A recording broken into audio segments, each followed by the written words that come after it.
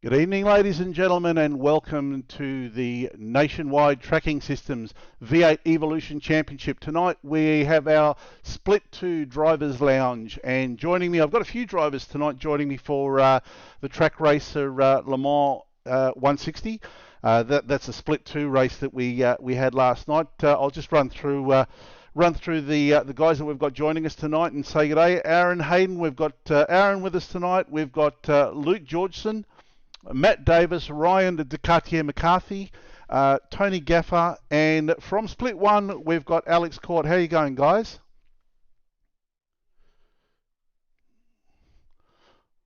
Awesome. All right, well, 12 laps of Le Mans Le Save. It doesn't sound like a lot, 12 laps, but this is a what are we looking at here, guys? Over 4 kilometres is the track distance, so it works out to be about 160 kilometres after 12 laps. This race had 2 pit stops, so there was a bit of strategy at play. So I guess let's crack on, let's get into it, and let's see how you guys went.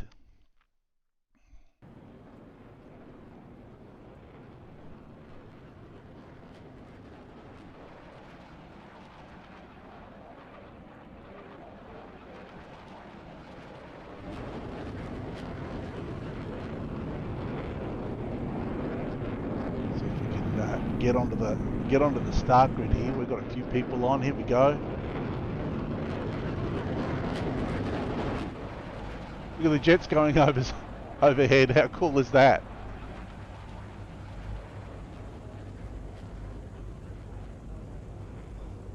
Yeah, well, actually, that's not, well, it is somewhat iRacing, but that is also due to the camera work of Track Cams for Gourmet. So some absolutely brilliant stuff there going on with those guys.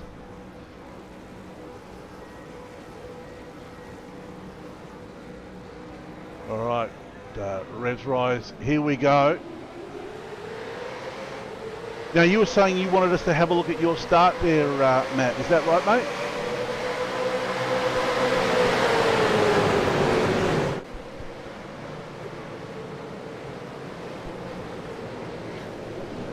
We'll give you a pass on that, mate. We'll let you go. I mean, that happens. Oh, look at that! Look at that. There you go around the background, and one of the Goodyear guys decides to make a big shortcut there. So, because his teammate gave him a gentle nudge. That's always what you want, a little bit of a kiss from your teammate. Yeah, just the slightest of touches, but just a bit of motivation. Absolutely. Yeah. All right, how about we start introducing you guys to some of the viewers. Aaron, let's start with yourself, mate. You're the lucky girl. I always tend to be first, mate. There's too many A's in my name. So thanks, JP. Mate, part of the JP Tim Shed Goodyear team. You can probably see me in the middle there with the Mustang, getting amongst it all. I think I'm about to clock up 12 months on iRacing, so it's been a fun journey, and I'm glad to be part of this series, mate. Yeah, no, happy to have you along. I remember when you started talking to me about when you started getting into, looking to get into sim racing. So it's been a bit of a journey. You've been talking to me for a while, and now you're actually in the team. You're racing. How are you feeling about that? Good, mate. You know, like as you know, I was in race control for Split 2 last season, sorry, and I had a ball doing that, and it's I'll tell you what, it's a great feeling to get behind the wheel, mate, and be amongst all the action. That's great. Yeah, that's fantastic. Like I said, it's great to have you driving an awesome-looking car. That Goodyear Auto Kiwarana Ford. We'll forgive you for driving a Ford, but come on, mate. Some of us will, but some of us won't. Yeah, it's a good-looking car. That car was painted by Juan from iLiveries, and he always does a phenomenal job for us. If you're looking for some next-level paints for your cars, he's the man to talk to. Oh yeah, it's absolutely brilliant. I absolutely love the design of the car this season. It looks fantastic, mate. He's done a great job. Yep, absolutely.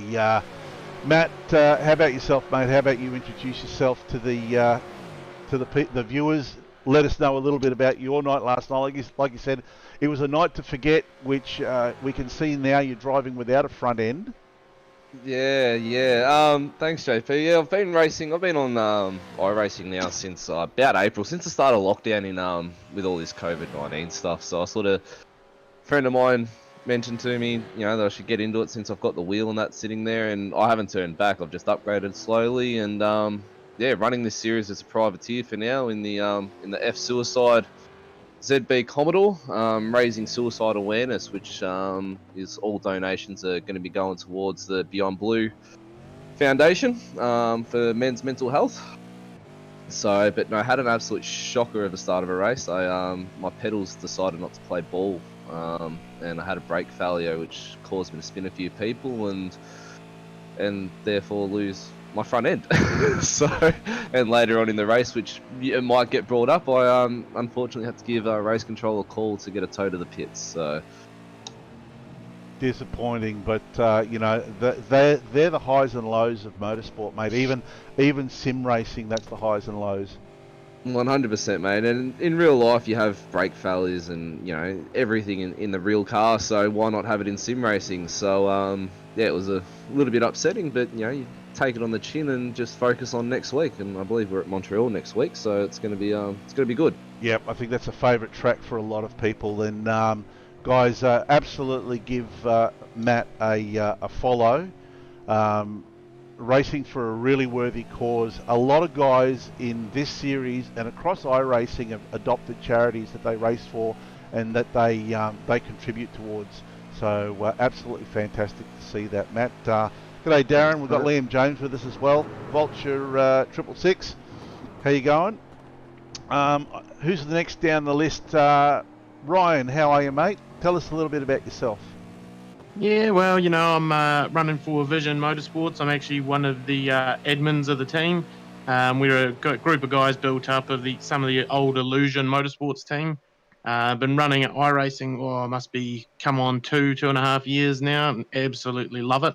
Never been able to get into any sort of motorsport until now, and just don't think I'll ever give it up. Absolutely love Le Mans. Was excited for this race, so really good to see that I was able to keep the car up the front there as much as I possibly could.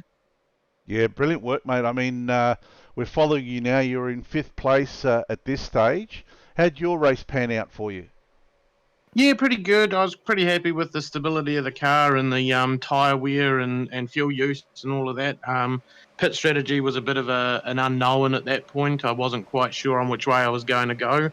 After seeing the speed that I had and how I was able to keep my place most of the time, I just decided to run the fuel out as far as possible. But I was able to get the car riding off the curves as much as possible and nice and clean. Yeah, fantastic. And how did the car feel at Le Mans for you? Yeah, good. I've driven Le Mans quite a few times. I actually did the 24-hour race in 9/11, must have been a year back, and it felt very similar, just a slight bit more loose in the rear end. So the setup was great, and shout out the Coghlan engineering guys for the setup. Yeah, absolutely. The guys from Coghlan have really gone next level this series, and they've just found that little bit extra in the cars just to make them even a little bit nicer again to drive. We favour a little bit more understeer than oversteer in these cars, being more of a development series. We feel that understeer is a little bit easier to catch than oversteer, so these cars tend to be geared a little bit more understeery than most, but they still feel pretty good for the majority.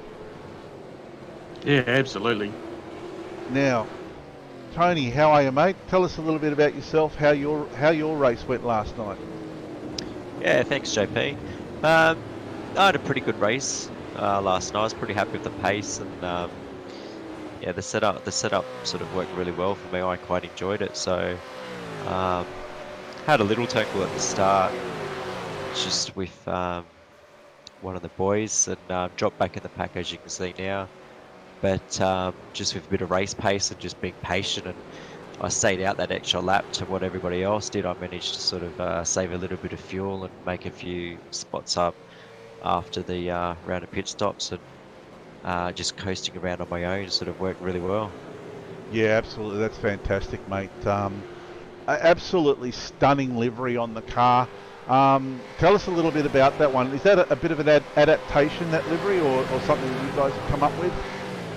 It's been a revolution for the last couple of seasons. So we use DLD Design, so Daniel Leet, who's our team principal as well.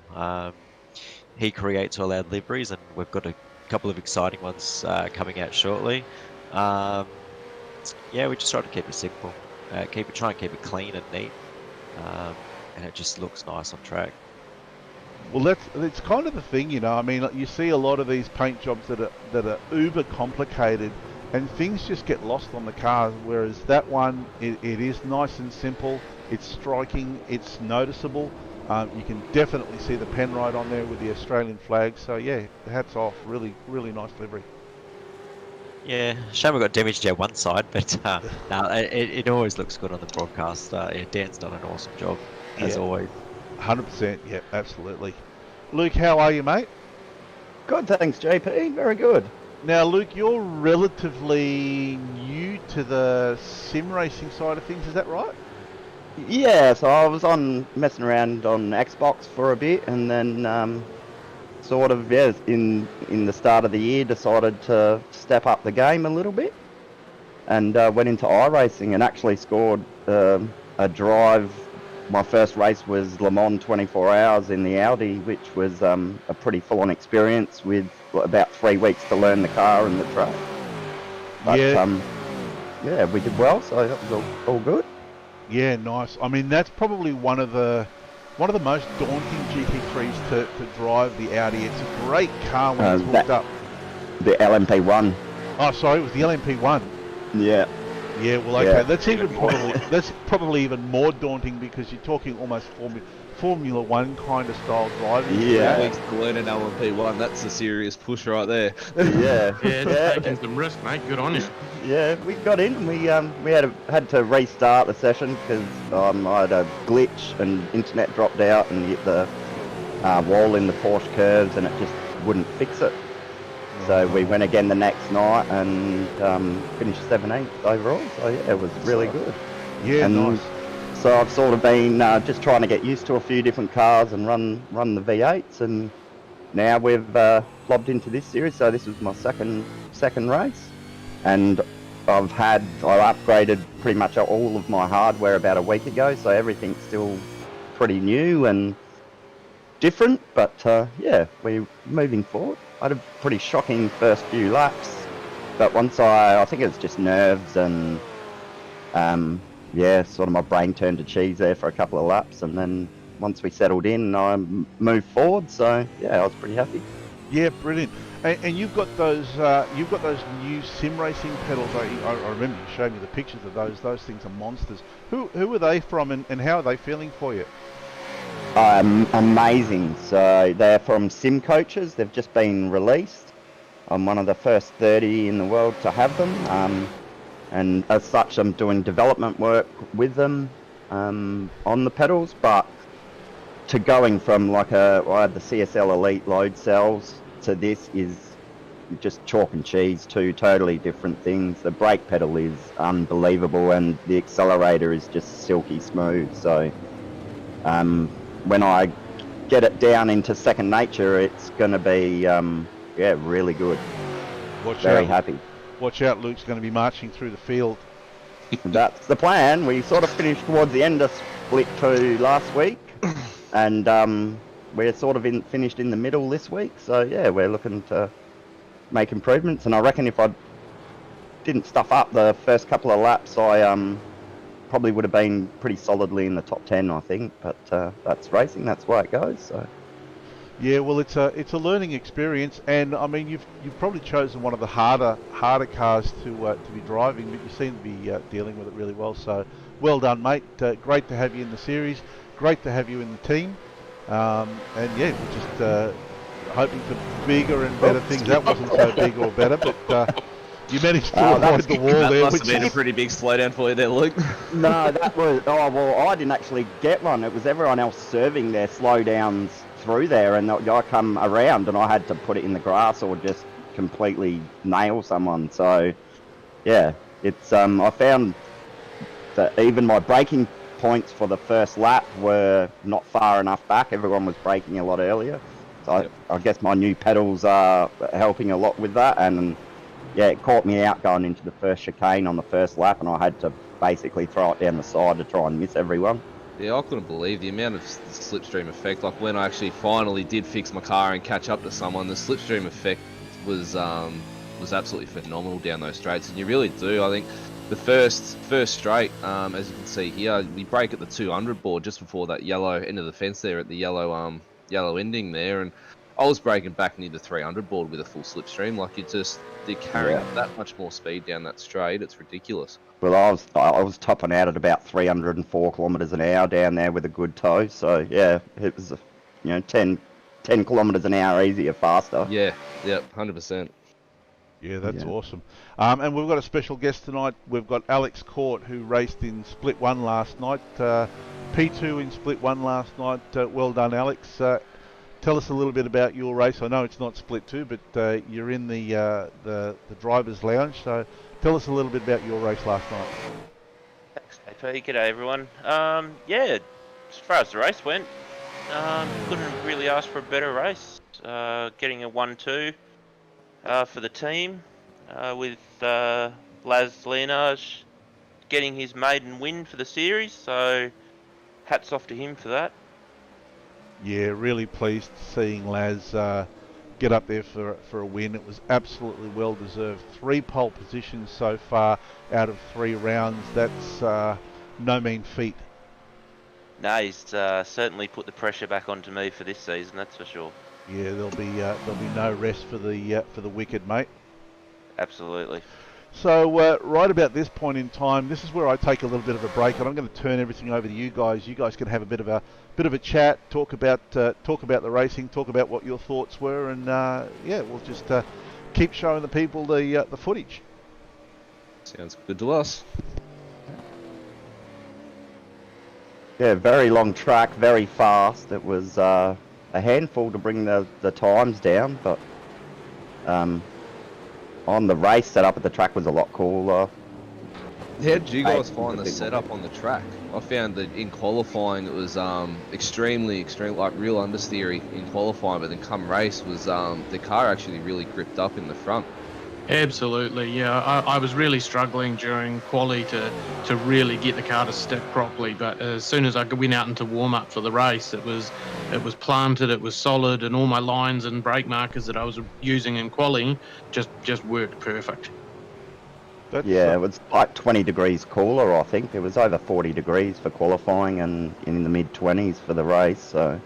Yeah, the track absolutely. about 43, I think, from memory for quali. Yeah, Yep. so it shows you how much the temperature will change the car alone. Yeah. Well, just so the people who are viewing, who don't race in this series, know what we do. We like to try and keep things as close as possible to real world as we can. So these guys were racing in the late afternoon. So if they're racing in the late afternoon, I'll have them qualifying in the afternoon. So the track conditions will be completely different. What a say! It's almost the same Oh, there. that's unlucky, but it's him. But that actually worked for you there, Ryan. Yeah, it was a bit of a lucky one there for me. I saw him start to squirrel up a bit on the entry to pits and thought, oh crap, is he going to come through the sand and hit me in the side? But he managed to pull it up, and I meant to, by luck managed to get around him. Yeah, It's a nice. tough pit entry, that one. Yeah, that is a really tough pit entry, and it catches a lot of people out. And now iRacing have actually they've tightened up on the off track, or I think it's a slowdown. If you cut that kink too much on the pit entry, you will get a slowdown. It's an off track. It's an off track, I think. Off-track, It's sorry, an yeah. off track, yeah. So and I copped, I think every pit stop that I did probably about 1,000 of them last night with the amount of damage I sustained. But every time I came into the pits, I copped an off track there. So it's definitely one of the toughest pit entries I've done. So and I think you're coming in there at about over 200k an hour. I think you're coming in there. I think you're Yeah, coming in at 5th gear 250k entry an hour. in there Yeah. and back to first to get that little chicane. Yeah, it's definitely. And there's a lot of time you can lose if you don't get it right, and a lot of time you can gain if you do. But yeah, she's walking on a thin edge. Yeah, absolutely. Is. And just had a comment there from Clay from last night's race. He spun twice in split 2. He still managed to finish 10th. Well done, Clay. Awesome. But yeah, like I was saying, yeah, we keep things to real world. So if they're racing late afternoon, they'll be qualifying in the afternoon, or if they're racing afternoon, they'll be qualifying at noon. So the track temperature between, or the track conditions between qualifying and the race are always different. Yeah. So I Nice enjoy little path keeping there you for Tony. guys on your toes. It gives that sense of realism as well. Obviously, you know, different days, different times, and just getting used to the car when it's kind of at its worst state to be able to handle it better when it's at its better. Yeah, and Mid Ohio was a good example. Like we had a cold quality and a cold track for race as well, and the times were pretty much on par for both of them. So you knew that you could push the car to its absolute limits in quali and still push it, you know, nearly every single lap for the race as well. So it does make it interesting, and it catches you out sometimes if you're not ready for it. Yeah, absolutely. Actually, while we're watching this, I thought I'd throw this one into the mix. What are your thoughts, guys, on the Bathurst 1000 that we're going to be holding at the end of the season as our ultimate round for the year? As always, excited for Bathurst, mate. Yeah, pretty keen, mate. I think it's the official one for iRacing because I had to work all weekend. So I'm going to be using that one as my my first Bathurst 1000 debut. I will. So I'm really keen for it. Nice. I think if you're an Australian sim racer, you race the V8 and you race at Bathurst. That's kind of the holy grail. And to race the 1,000 kilometre at Bathurst, 161 laps around that track, that really is the holy grail. It is. And it's Let's a big not task. forget us Kiwis as well, man. Oh, absolutely. You Kiwis tend to do better than most of us Aussies there, so can't forget you I guys. could explain that, but I'm not going to. Yeah, no, don't. Can we add weight restrictions or something like that for those Kiwis for Bathurst, mate, or what? Yeah, well, I've Calm down a bit. got 2 Besser blocks ready to go in the back of Ryan's car. So that's another thing. That's another thing that we're looking at doing. We are looking at bringing power. Oh, that's a little wide. Power restrictions maybe next year. And if our partners from Race Management Services can figure it out, we might even be able to give cars individual power restrictions. So if you're a race winner, you will come back the next round with a little bit less power in your car to make it a little bit harder for you to win. That'll be interesting. Yeah, that'll keep the field close. That's a good idea. Yeah. Well, last season we had some of the closest racing we've ever had. This season so far, it's up in the air. We've had 3 races, 3 race winners. So, this is the kind of racing that we really want to see. Yeah, absolutely. And I think as a driver, that's what you want to do as well. You want to be close, and it's all about the racing, isn't it? That's what we're all here for. 100%. Great battles out there at the moment. I've enjoyed quite a few good battles. I had a really good battle even last night with Alex Malone in the last few laps, and it's relatively clean, which is quite enjoyable too. Yeah, and that's the thing, we encourage hard racing, but we very much encourage clean racing. We want to see you guys use your racecraft and be able to make those passes and make them stick convincingly rather than throw Hail Marys and maybe it works, maybe it doesn't. And at the end of the day, we're kind of all in this together. You've got a week that you need to deal with the guys that you race against, and if you've taken somebody out in a round, you kind of have to deal with them for the rest of the week, and then you've got to kind of worry as to whether they're going to line you up for a bit of retribution in the next round. Well, they're not going to if make. they're smart enough, they're not going to do that because they're going to forfeit their race for the drive-through penalties. So, But they can also make it very hard for you. They don't have to touch you, but they can make it harder than it needs to be, the way they position their cars and that. So you can make these cars so wide on the track. yeah. Yep. And that's the thing. I mean, you don't need to block. If you know what you're doing, you can make these cars very, very wide, and you can make life very difficult for the car behind you. A bit of a shout out to Thomas, while he's just on screen in the background there. This is his first season with Coda Sim Sport in the NTS Championship, and he started 25th last night, I believe it was, and went on to finish 9th. So that was a stellar job from him last night. Really well. Putting some pressure on a good friend of mine, Liam, there as well. So I think Liam ended up having a good finish. I think he finished in 4th, I believe, or 5th last night. Yeah, I believe it was 4th. I think I was very close behind him. Yeah. So, and I think there's been a few post-race penalties as well. So Liam could be looking at a podium due to some post-race incidents.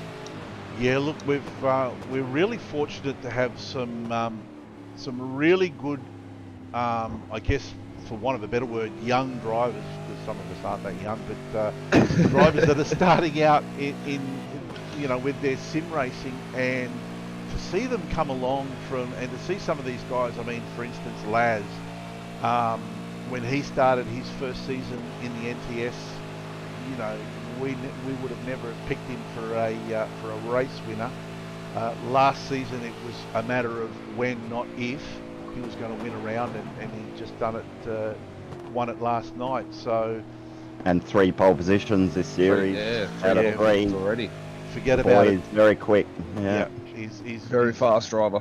Yeah. And as he's the head of our team, sort of, on track, and he's awesome. He will jump in with you and give you a hand, and as long as he's basically up to speed, he's more than happy to help people like me along and give us tips and help, which is That's what you want in a team.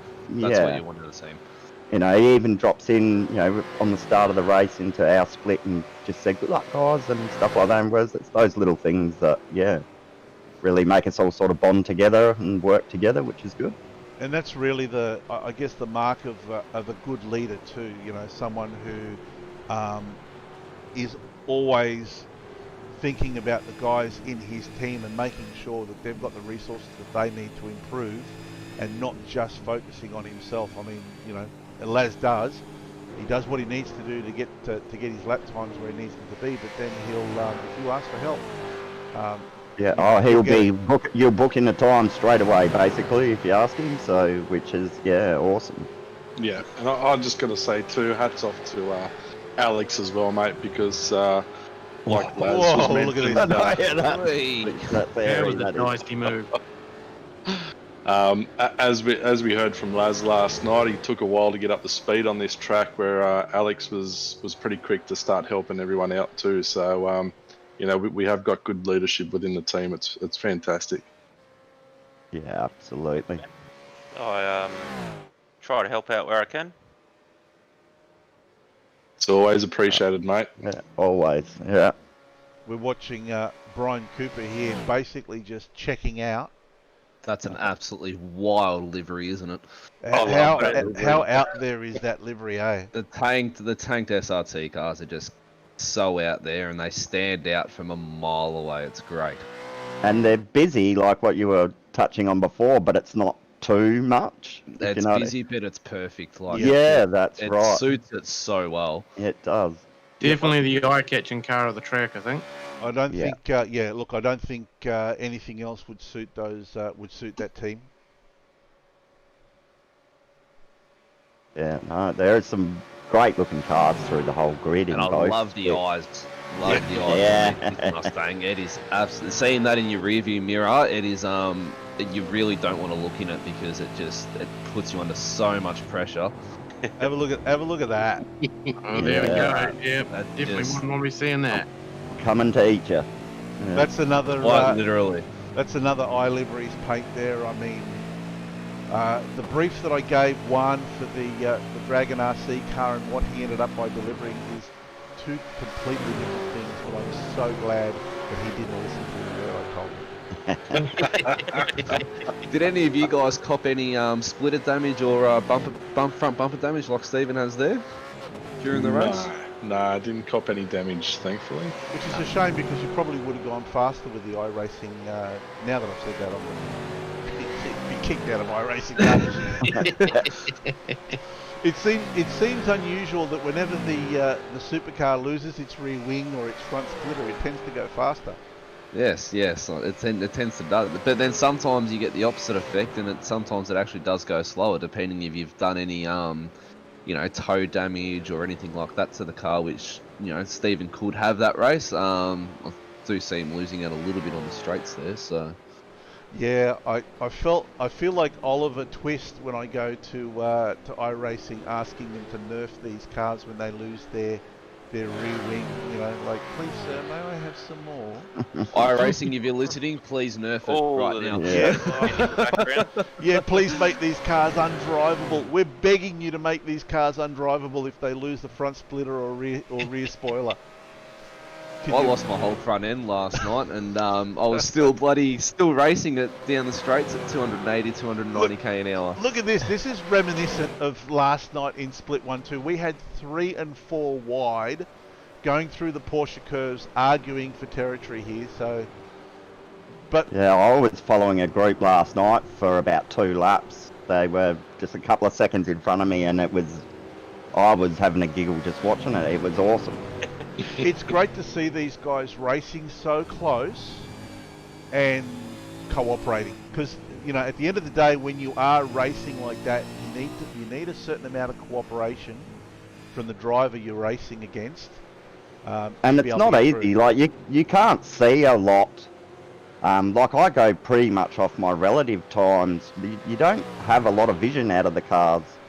I got caught in an incident into the first chicane where he was just in my blind spot in my mirror, and I knew he was there, but you just don't quite know, so you have to leave room. And it's not easy when you've got 2 or 3 around you that and everyone's quick. The skill level in the care off there on the last corner. Yep.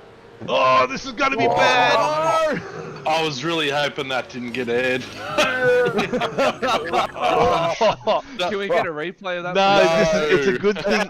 It's a good thing that this is actually a replay, because I can't activate the replays because it'll take us to the very end of the race. But oh no, we might be able to look at it once the race is actually finished. We don't need to replay that at all. That was the worst incident I had all night, and I had like what Luke was just saying. I had 3 guys in front of me, all sort of fighting for position. I just sort of hung back a little bit, and one he at the first of those 2 chicanes leading up to the finish line, he just locked the rear up, went straight, and I could see him coming back on, and I thought, oh, he's just going to collect me, and then I've just locked the rear as well and spun, and then I'm almost trying to put it in rewind and get to it. I'm going to make a blooper reel by the end of the season. We'll have a blooper reel. Yeah, we got to do it. That'd be awesome. So, how do you guys find it when you're battling someone and you're hard into it and you're tucked right up under their rear wing? Like, how do you guys find picking your apexes and your braking markers? I mean, for one, especially on this track, I took the opportunity of kind of going, well, they wouldn't want me to be diving up at every single corner, so I was trying to dial it back a little bit and just pick the right corner and the right amount of speed that I had. But with the amount of tow we had on this track especially, it was really difficult to kind of pick your moments to really pull off a clean pass. But you sort of have different, like one lap you could be like 10 or 15 k's slower going into a corner without the draft. It was different every lap you come around pretty much. Yeah. Triples help a lot, I've heard, having the triple monitors, or even having VR, having the VR headset, I've heard helps a lot as well with your battling. Absolutely. I will admit, last night there was several times where I did look over my left or right shoulder and just to see how far up the guy was on me, and if I needed to ease off and let him through. So the VR definitely helps a lot, but like you say, triples can do very much a similar thing. Yeah. G'day, David. It's watching us now. Yeah, look, oh, look at this, Oh, no, another one. Oh, he actually kept it Yeah, from stand. Kept it somewhat on the track, yeah. Yep. He's pulled it up.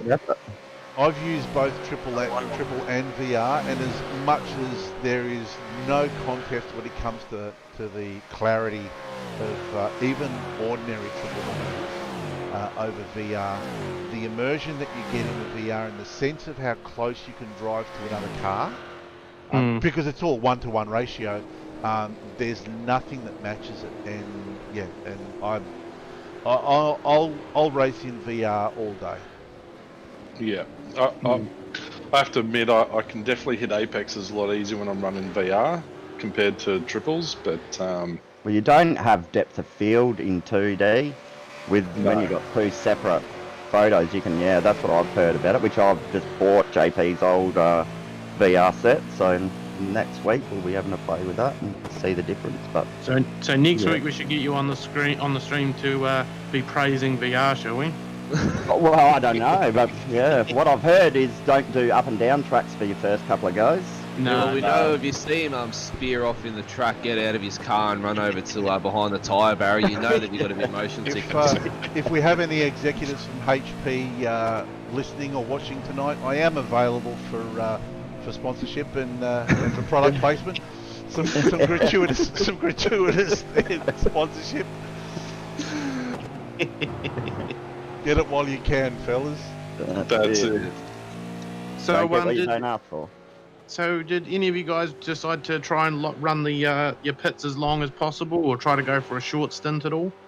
I ran my tank dry the first stint, pretty much, and pretty much did the second stint and just did a shorter fuel. Took a couple of litres out because it was such a long track. I'm like, I can, my cool down lap, I can save a fair bit of fuel. So I think I ended up making up about 8 seconds by doing that, which worked out really well for me towards the end. Well, I had 1,000 pit stops, so it didn't even matter, and I crashed out at the end, so... I just split mine for tyres, so lap 4 and lap 8, and did, I think it was 35 litres each time, which maybe was a little bit short, because I had 2.6 litres to do the cool down lap. That's interesting. I think I did a very similar stint. I did, I think it was 4 or 5 and 8 or 9, I think, and I took tyres on both and managed to cross the line with about 1.5 laps left in the tank. So didn't have to coast it home too much, but didn't want to risk flat out in my cool down lap. Well, I can't remember who it was, but someone was slipstreaming me at about 50 kilometres an hour down the straight because they obviously had the same issue. Well, I know, if I had a second chance to do Le Mans again, I'd probably pit, lap 2, maybe even lap 3, just get out of all that traffic, try and find myself some clean air, and take on as much fuel as I can, and try and run that tank as long as I could to get to the end, so I had a shorter fuel stop. So 70 litres though, I just kind of worked it in half, and with the tyres and fuel it was about a 16-second stop, so... So being in traffic around is good because of the slipstream as well. You do get to save a little bit of juice in there, so I'd probably try and bank on that as well, and having no safety car around here too, that definitely made it hard. I know a lot of people do bank on safety cars in so especially at Mid-Ohio, we banked on safety cars and split one, and we didn't have one at all, so that definitely made for an interesting race. But a lot of people do bank on it for their fuel saving and especially tyre saving as well, because if you can make it in a one-stop race by just taking tyres and you're able to get a fairly good jump. Hey guys, we've just noticed Rick Summerhays has joined us. Rick, are you there, mate? Hey JP, yeah, sorry mate, I'm late. That's all right, mate. We saw you jump in. So, how about you introduce yourself to the guys who are listening and watching, and we're watching you on the screen at the moment. Yeah, look, I'd probably just move to another car as far as the watching part goes. Hey, you're doing better than me at the moment, mate. You're still on track. Yeah, mate. So it's look, Rick Summerhays. I run DNA Motorsports with Jason Reese and Rick Burt when he's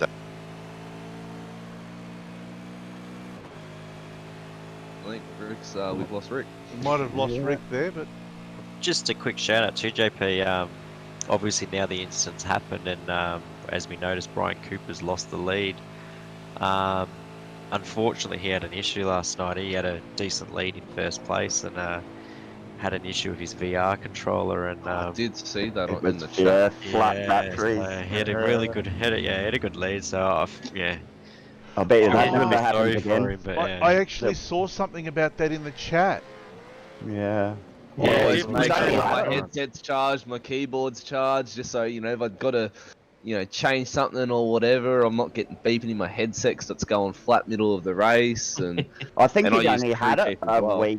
week or so though, and it wasn't really up to it. I Yeah. think, and yeah, it just For caught him any out. of the Rift users, actually would be a good shout out to actually find the post and have a read of it. I personally have used the Rift and have suggested a couple of things to Brian to try and avoid that. It is a known thing, but yeah, definitely have a look. But yeah, bad luck to him. He was definitely pulling a lot of speed on everyone in a big gap, and really bad luck. Well, I mean, I guess that comes back to what I was saying about equipment failure in the real world as opposed to equipment failure in the sim world. I mean, we still get it, and it'll happen when you least expect it. And when you're leading, I don't think anything could be more gut wrenching than having equipment failure when you're leading, and not only leading but leading convincingly. I think that, sorry guys, I'm back again. Yeah, I think the great thing with it though is equipment failure does happen, so it actually does throw that into the mix, which is really, really, really good. Yeah, so it's it's like your car blows or so something happens, so it makes it interesting. It's motorsport, isn't it? You know, it's yeah. I had that happen I think it was a Spa 24-hour race, and it was at the very start of the race. And just as we come across the start line, all my volume went. My headphones died. So I had to pull over and plug them in, and yeah, It'll happen. it's not fun. I would have almost, if you lost if it was just the sound that you lost, I would have just tried to push on and wait till your pit stop to do a driver change or something to try and get them plugged in. It's hard to drive without sound though. I've had that happen before when my headphones died, and you don't realise how much you rely on that. Yeah, you sort of do rely on it for the corners and, you know, the sound of the car going through the corner of, you know, where you sort of at in the RPM range and that sort of stuff. I find that the big one for, you know, without sound, I'm changing down gears, I'm dead set going to blow the engine if I can't hear what it's doing. Yeah. So we should just Get into a routine though as well around the tracks. Like if you do enough practice laps, like Mid-Ohio I did bloody countless hours around Mid-Ohio in practice. It was sort of just muscle memory from there, and you sort of just go into autopilot almost. When you're sort of down changing. You would on a track like that, but on a track like this where you've got such long straights, and if you're racing someone else, you're concentrating. But if you're on your own, it's so easy to wander. Yeah, it is, and you do. If you lose concentration on any track, you know, I noticed just, you know, in strength of field races for iRacing, if I lost a single bit of concentration, I was either in the wall or I missed my apex. So you've got to really stay concentrated and, you know, 100%, and it's the same in real life. Yeah, absolutely. Oh, Yeah, especially on a track like this, it's one of those tracks is when you're racing, I'm always trying to think, oh crap, which bit of track am I up to? Which corner am I at? Where's my braking marker? But this is such a long track to try and remember corners. It's and it's a hard one to learn if you haven't raced as well. It's it's a track that I haven't raced myself haven't raced on for quite some time, probably a couple of years to be honest. And I think the first night in practice, I was running around here in sort of 4.15s, and I thought I was going as hard as I could, and it was just like, you're kidding me, aren't you? You know, you get Laz and Alex and that who'd go up and post a 4-minute flat, you know, 3-minute 59s and. Yeah, mate. I mean, it does your head in, you know, because you sort of think generally I'm 3 to 4 seconds off the top bloke. So if I can maintain that Next minute, you know, you're 12 seconds off, and you're thinking, "Oh, mate, I'm in a world of hurt here." But yeah, corner exits are just so important because of the long straights. There's like, you know, half a dozen corners what you have to be spot on with. Especially coming onto the Milan Straight, it's just if you don't get that corner, that right-hander spot on, and you carry all that speed through and hit that apex and then hit the exit where you're not going to cop your slowdown, you lose.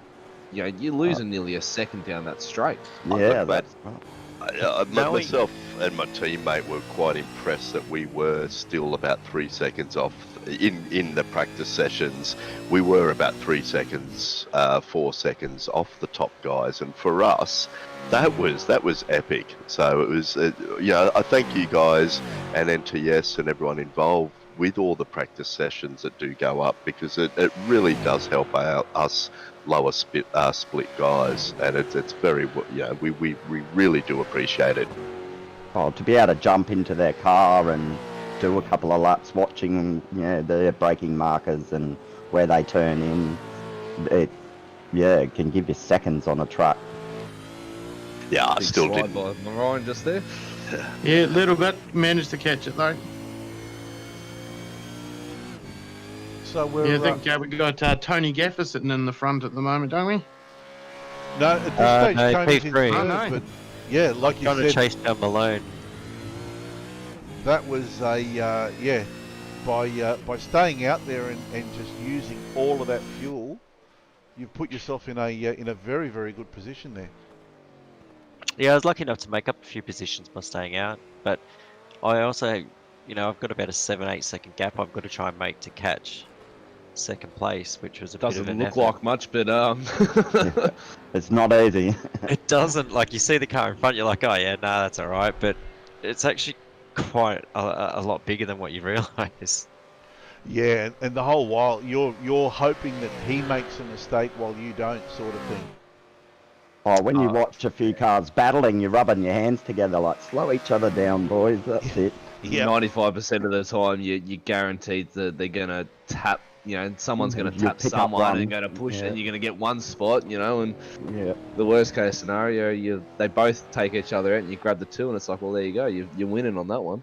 Yeah, absolutely. Well, we're just about to 2 laps to watch, go. Marty Hansen start his final lap. He's going through this section now. Let's go down, starting with yourself, Aaron. Maybe final thoughts on your race last night. JP, I was happy with the race. Been my best finish so far of the season. So I think I ended up P11. So yeah, mate, I'm pretty happy. A couple of mistakes like the one that we saw earlier, but look, things to improve, for next week, and looking forward to continuing on and trying to get that top 10, and yeah, nice. we'll go from there. Looking forward to Montreal, or don't like the track? Haven't raced it yet, so it's going to be an interesting one. Nice. Okay, fantastic. Practice. Yeah, absolutely. Luke, what about yourself? I think it's a lot of it's just nerves and not having, being my second race. It took me a few laps to settle in and get my heart rate down. I think after the first pit stop, I was stoked. I think I come from 27th or 28th back up into 17th position. So, I was pretty happy with that, and can only sort of get better, I hope. So, yeah, this week will be interesting. I like the track, but it's a lot of throttle control is required. Yep. So it'll sort the men from the boys, that's for sure. And I just run a few laps quickly today, but the off tracks are huge. Every one I picked up was 2.5 seconds. So it's not one of those head down, bum up tracks. You've got to exercise a little bit of finesse here and there at Montreal. Yeah, absolutely. So that'll be very interesting. But yeah, I think it's once I get the nerves and get new, I've basically got all new hardware. So the more I get used to that, we're looking forward to moving up and hopefully fighting the top 10. Nice, Matt. It's probably a moot point asking you how how you felt about your race, but we will anyway. I know you by this stage you've had a tow, so your race is over and out. But you're still declared. So the good news is you still got points for this one. Yeah, I was kind of happy that excuse me. I was kind of happy I was able to make it to half race distance before the hardware failure did happen. But look, one that I want to forget. I'm looking forward to Montreal. I'm looking to be back up there and split one with Alex and try and chase him down up the front. Especially with a new design coming for the car. So I'm keen to get that revealed and showcase it for the first time in the NTS series. But I just want to quickly plug here and just say for all our viewers, if you can just head over to Matt Davis 148 on Facebook and give it a like, give it a follow, and dig into your pockets a little bit and just donate a little bit of money to Beyond Blue for the F suicide, and raise awareness for men's mental health. I know Sean McNamara and those boys have decided to jump on board as well and run the butterfly on their car. So it's good to see a few more boys in the series getting behind it. Yeah, fantastic, worthy cause. Check it out, guys. Who next here? Rick, what about yourself? How can you summarise your race for us? Oh, mate, look, it's the same as usual. I just got to practice a lot more. I mean, practice is great. When I'm in the race, your heart rate goes up, everything changes. So I've just got to focus a lot more. The car and the driver's capable of top 10. So hopefully in the next few rounds we might get to see it. Yeah, nice. Looking forward to Montreal, or is that a bogey track for you? Mate, I'm not sure. Once again, it's a track I can't recall. So might jump in the next 15 minutes, and I'll let you know after that. Okay, no worries at all. Ryan, how about yourself? Finished 8th last night. What's your roundup of last night's race? Yeah, love the track. Like I said earlier, I've always loved Le Mans. I've driven it several times and can never have enough of this track. I've done LMP1 and 911s, etc. It was really good race. I felt I had the pace to be up a bit higher. I had a bit of a last lap incident with Ben Siren, which dropped me back a few places. But end of the day, you just move on and keep racing. But no, absolutely loved it. It was a great night. Some really respectful racing from everyone, and looking forward to the next race. Fantastic. Tony? Yeah, I really enjoyed last night. As you can see, I couldn't get second, but really close, Almost really there, good battle. Full respect. It was a really good battle. Race pace is good. Pretty happy with the fight back. I dropped back to about 10th after some contact, and setup was good, car was good, pit stops worked. I say bring on Montreal next week. Yeah, nicely done, mate. And obviously yourself, Alex and Marty have earned yourselves a wild card in the Split 1 next week. Hanging for it. I really enjoy the track. I love the curves, love the cornering, I love the straights. It's one of my favourite tracks, so if I've got the car beneath me, I'm hoping for a really good result. Yeah, fantastic. And I guess fitting last person, Alex from Split 1, how would you summarise your race last night, mate? Yeah, happy. Can't complain.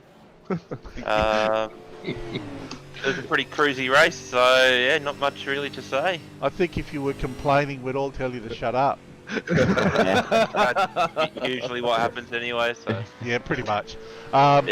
Looking forward to Montreal, or is that a bogey for you? 50-50 at the moment. Did some practice today, and that went pretty good. But yeah, we'll see how we go by the weekend. So sorry, Alex. What was the practice time today? That's not disclosed for now. It's undisclosed information. Undisclosed. I think it was a 37 something. All right, thanks. I think he's telling porky pies there. He's only driving with one hand on the steering wheel. He's using a mouse. Yeah, no, that's me, guys. And he's quick Actually, with it too, which is scary. Yeah, I know. When I saw his time, I was actually quite peeved that I was actually at that stage about 3 seconds off. I did beat it by 2, but it's all right in the end. I kind of hope that once all my new gear arrives, I'll be a lot quicker than that. But you never know. Stick with what you got, mate. It's all right. At least I might be able to beat you. All right. I keep saying I'm going to get out there for Spa. You never know. You might see me with a mouse. If you see me on track and you say, "Hey, is your new gear arrived?" No, be scared. Be very. If you went out, if you did a Spa 12-hour JP with a mouse, I will personally donate $300 to the Blue Ribbon Foundation. Actually, let's put that up, boys. I'm willing to match that. I would be willing to match that. Let's put it up there. Now, JP. If anybody is watching the stream and wants to watch JP do a Spa 12-hour with a mouse and wants to donate, comment now. I was about to say I did 11 laps of Mid-Ohio last week and my hand got numb. I couldn't feel the left or right mouse click to go up or down through the gears. Best you start being ambidextrous and using the left and right hand. Race with two mice. Well, look, if we get enough people, maybe I'll have a crack at it. I can just imagine myself. After about 12 hours, I'll be an absolute wreck. Well, guys, thank you very much. Matt Davis, Ryan DeCartier McCarty, Aaron Hayden, Alex Court, Luke Georgeson, Tony Gaffer, Rick Summerhays. Thanks very much for joining us, guys, on the Split 2 Drivers Lounge. I'm JP Courier. This is the Nationwide Tracking Systems V8 Evolution Championship, and another round next week. Will be off to Montreal, and it should be some absolutely fantastic racing there. So thanks everyone for joining us tonight, and we'll see you next week. Thanks, JP. Have a good night. Thanks, guys. Cheers, guys.